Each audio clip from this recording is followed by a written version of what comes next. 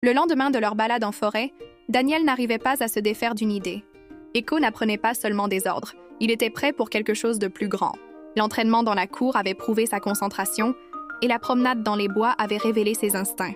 Restait à voir comment le chiot réagirait face à l'imprévu lorsque la situation aurait vraiment de l'importance. Daniel décida de le mettre à l'épreuve. Il planifia une courte randonnée sur un petit sentier qui s'enfonçait plus profondément dans la forêt, bien au-delà de ce qu'ils avaient exploré jusque-là.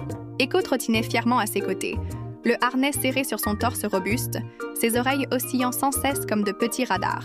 Au départ, le sentier était paisible. Les oiseaux chantaient et le sol couvert d'aiguilles de pin assourdissait légèrement leurs pas. Echo restait alerte mais calme, marchant un peu devant tout en se retournant souvent vers son compagnon. Puis, près d'un tronc renversé, Daniel fit exprès de laisser tomber l'un de ses gants dans les broussailles. Il continua sa route, comme s'il ne s'en était pas aperçu. Echo s'arrêta net, oreille pointée. Il s'avança dans le buisson, renifla, puis attrapa délicatement le gant.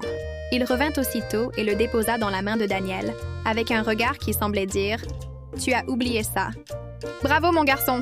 dit Daniel en remettant le gant. « Tu ne laisses rien passer. » Mais la véritable épreuve arriva un peu plus loin. Alors qu'ils traversaient une clairière, une branche craqua brusquement. Un chien errant, maigre et hérissé, sortit de l'ombre, la crinière dressée.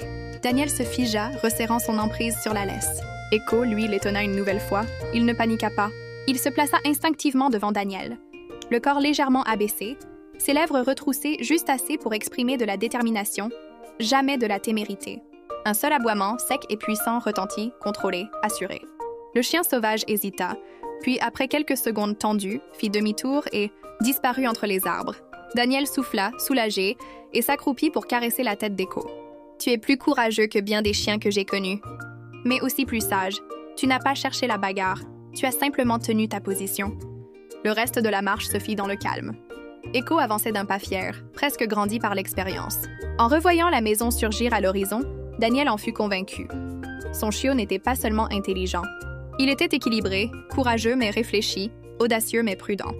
Cette épreuve venait de le prouver.